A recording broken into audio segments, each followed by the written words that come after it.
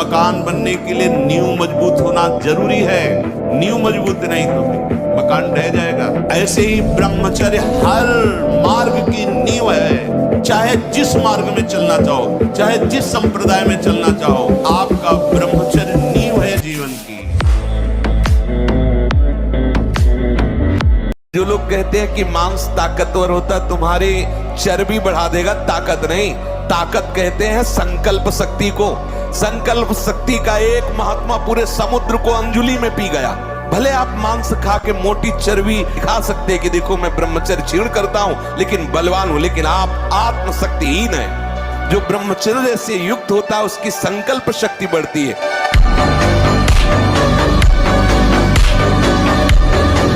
तो सच्चा ब्रह्मचर्य है हर इंद्रिय का। वाणी का ब्रह्मचर्य व्यर्थ का बकवास नहीं, भगवत चिंतन हितकर मधुकर वाणी। नेत्रेंद्रिय का ब्रह्मचर्य सब में भगवत भाव देखना, कहीं कोई काम आदि की चेष्टा को ना देखना। श्रवणेंद्रिय का भगवत चर्चा सुनना, शास्त्र चर्चा सुनना, व्यर्थ की बातें ना सुनना। ऐसे हर इंद्रिय का ब्रह्मचर्य हो जाएगा तो वो ब्रह्मचर्य का मतलब ब्रह्म में ही स्थित महापुरुष। ब्रह्मचर्य ऐसा कैसे हो सकता है?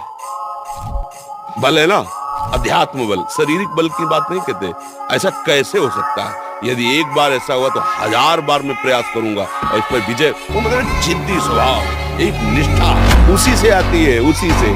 ये जो संत महात्मा बड़े बड़े कष्टों को रौंद करके वो मेन पावर। आपको जब मन गलत सलाह दे रहा होता है तो उस समय आप सावधान नहीं होते।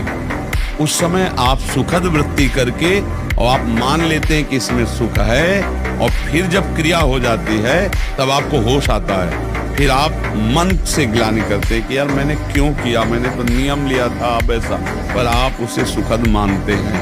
अंदर एक शीतलता सी दौड़ती जब वो बात आती है कि यार सुख है इसमें, बस यही सुख की भावना ही नष्ट करती है।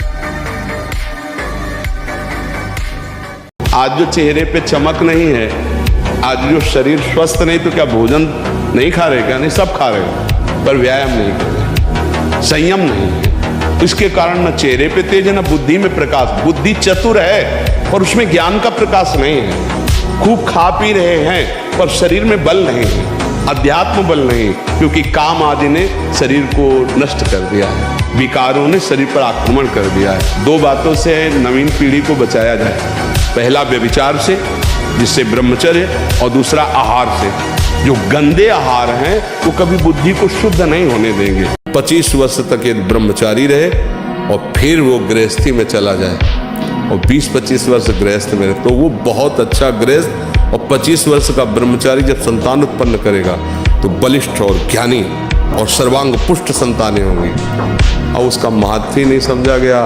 बच्चे बच्चे खिलवाड़ में जैसे दाद होती है, उसे खुजलाओ तो अच्छा लगता है पर बाद में फबद जाती है। बस दाद जैसा सुख मिलता है उसको खुजलाने का, और उसी को सुख समझता है।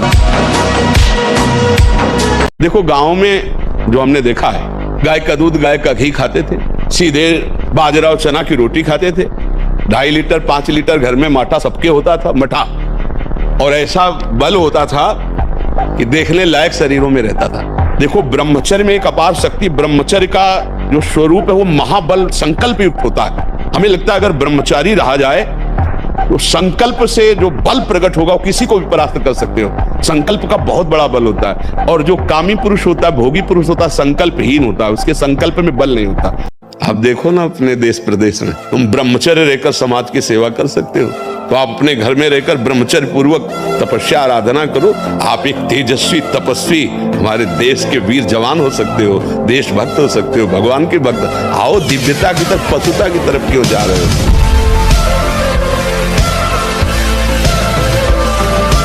अब देखो जिन बच्चों ने ब्रह्मचर्य क्षीण नहीं किया है, उनको देखो कैसे उछलते हैं, कैसे कूदते हैं, बिजली की तरह उनके शरीर में स्फूर्ति होती है, एक उन्मत्तता है, गाते हैं। क्यों? वो उन्माद पैदा कर रहा है ब्रह्मचर्य, आनंद का उन्माद। और जो ब्रह्मचर्य क्षीण किए होते, मक्खी उड़ाए नहीं उड़ती। आगे देख लेना, खुद आप देख लेना, ब्रह्मचर्य में अपने आप एक उन्माद है। ब्रह्मचर्य ऐसे थोड़ी रह जाता है कि ऐसे खाओ पियो ब्रह्मचारी रह जाओ। जितना आवश्यक है भोजन, उतने आवश्यक है व्यायाम। 4 बजे उठ करके शौच स्नान करके यदि 20 मिनट व्यायाम करोगे रोज, तो आप देखोगे वरदान की तरह काम करेगा। 1 साल में आप बदल जाओगे। 1 साल चेहरा बदल जाएगा, जीवन बदल जाएगा। नाम जप करो, आध्यात्मिक शक्ति बढ़ाओ, व्यायाम करो, शुद्ध भोजन करो, शारीरिक शक्ति बढ़ाओ, अभी आप बलवान बन जाओगे।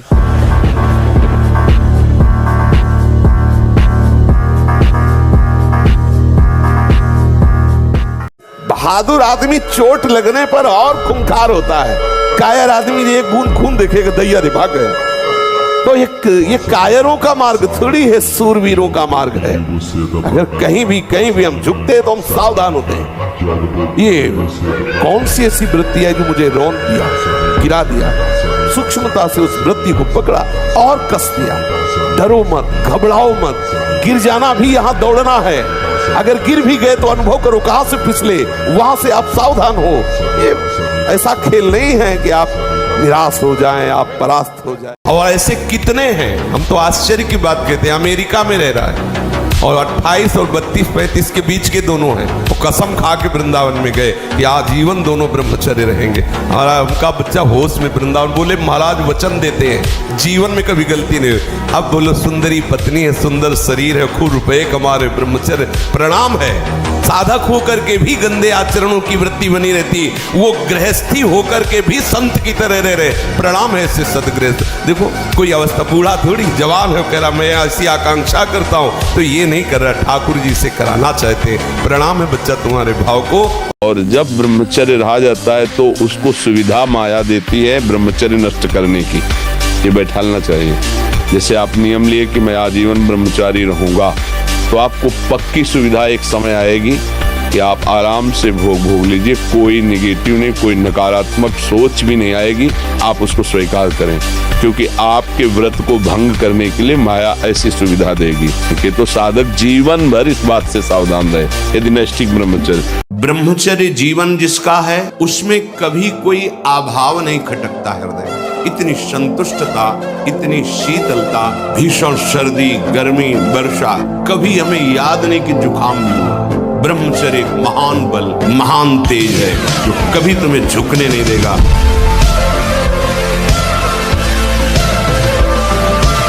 ब्रह्मचर्य से बड़ी कोई तपस्या नहीं है। महादेव जी कहते हैं ब्रह्मचर्य महान उत्कृष्ट तप है, भगवत प्रसन्नता का प्रधान हेतु है। इससे बढ़कर कोई तपश्चर्या तीनों लोकों में प्रसिद्ध नहीं। जो ऊर्ध्वरे अखंड ब्रह्मचारी है वो पुरुष नहीं, वो साक्षात भगवत स्वरूप महादेव है।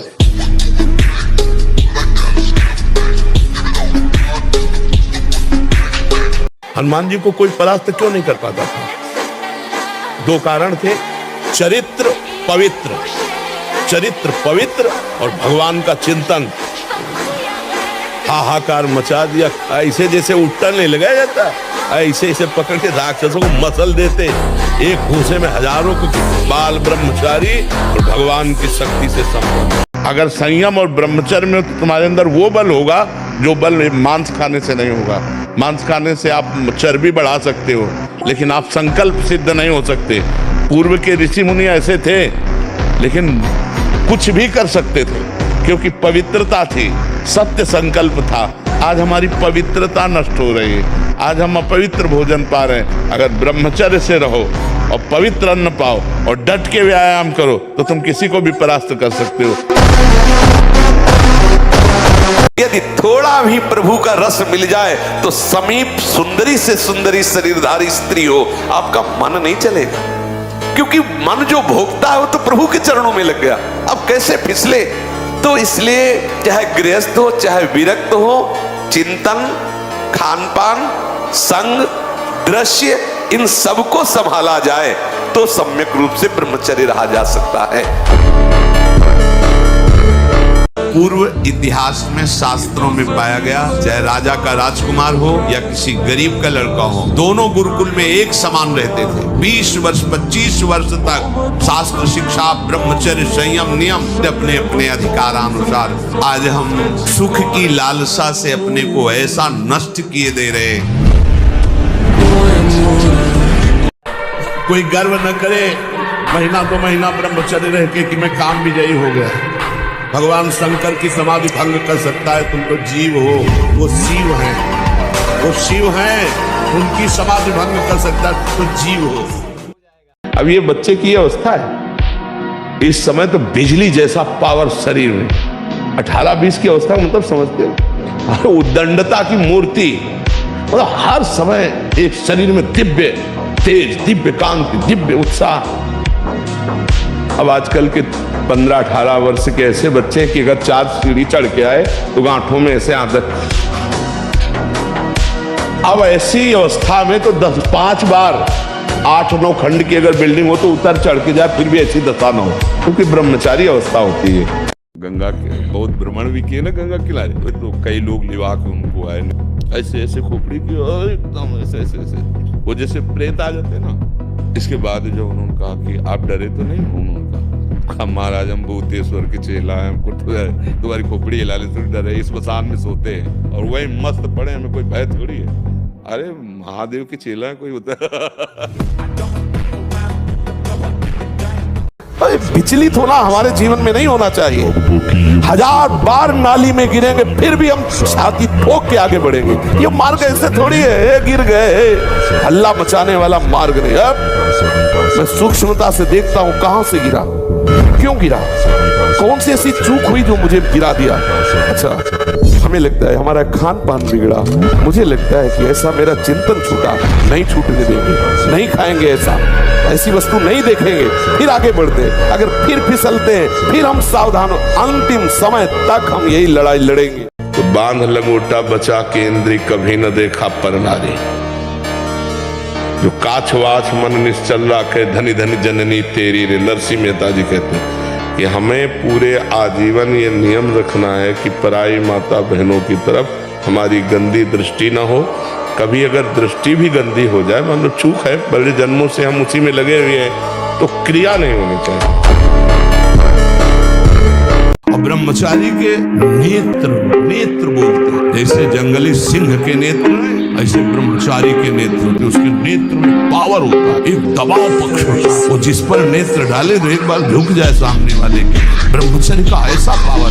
महाराज जी, ना चाहते हुए भी मेरा मन पराई माता बहनों पर दूषित दृष्टि, ऐसा हो ही नहीं सकता बच्चा। हम ना चाहे और फिर मेरा मन ऐसा कर दे, तो ऐसा अपनी बहन पे जाता है, क्यों? वो भी तो स्त्री है, जैसे अपनी बहन तैसे दूसरे की। हमारी बहन को कोई गंदी दृष्टि से देखे तो कैसा लगेगा? हमको अपनी आंखें संभाल के रखनी, दूसरी बहन बेटियों की तरफ गंदी दृष्टि नहीं देखनी। देखो ब्रह्म मुहूर्त में उठ के देखो आप, 4 बजे उठिए, थोड़ा जल पीजिए, शौच जाइए, फिर इसके बाद कपड़ा पहनिए पवित्र होके, और फिर दौड़ लगाइए, दंड बैठक मारिए, थोड़ी देर घंटा आध घंटा नाम जप कीजिए, भगवत ध्यान कीजिए, और फिर अपने काम में चले जाइए। देखो आपका चेहरा, आपका जीवन प्रकाश में रहेगा। ब्रह्मचर्य ऐसे थोड़ी रह जाता है कि ऐसे खाओ पियो ब्रह्मचारी रह जाओ। हमारी बात मानो, 4 बजे उठ करके शौच स्नान करके यदि 20 मिनट व्यायाम करोगे रोज, तो आप देखोगे वरदान की तरह काम करेगा। 1 साल में आप बदल जाओगे, 1 साल में चेहरा बदल जाएगा, जीवन बदल जाएगा। नाम जप करो, आध्यात्मिक शक्ति बढ़ाओ, व्यायाम करो, शुद्ध भोजन करो, शारीरिक शक्ति बढ़ाओ, अभी आप बलवान बन जाओगे।